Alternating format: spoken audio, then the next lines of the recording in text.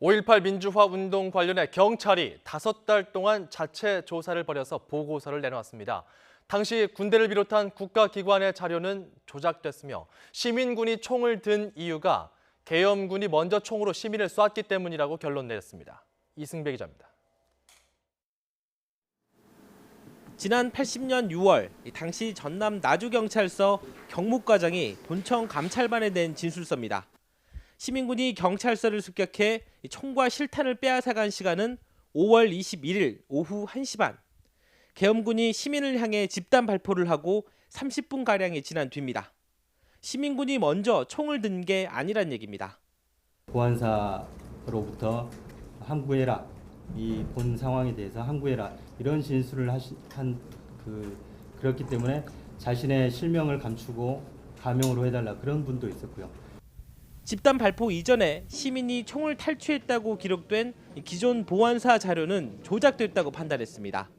당시 경찰은 도경이라고 하지 않고 경찰국이라는 표현을 썼으며 표지에 적힌 한자 자체도 틀렸다는 겁니다.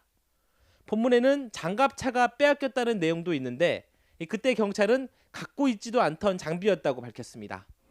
애초에 군이 광주에 투입될 필요가 없었다고도 했습니다. 5월 18일 이전까지만 해도 경찰 기동대원이 야유회를 가고 특별 외박을 가는 등 치안에 아무런 문제가 없었다는 것입니다. 공수부대가 시민을 무차별 폭행해 시민을 자극하면서 상황을 더 악화시켰다고 밝혔습니다. 북한군 수백 명이 개입됐다. 광주 시내가 무법 천지로 변했다. 무장한 시민이 총을 들고 교도소를 습격했다 같은 주장은 황당하고 전혀 사실과는 다르다고 말했습니다. 그 당시에 시위 상황이 과연 그렇게 전남의 초기 상황이 극단적이었고 또 군이 나서지 않으면 안 될 정도로 치안이 무질서했는지 이런 부분들은 사실 경찰이 언급을 해야 되거든요. 광주 시민에 대한 사과와 반성의 내용도 담았습니다.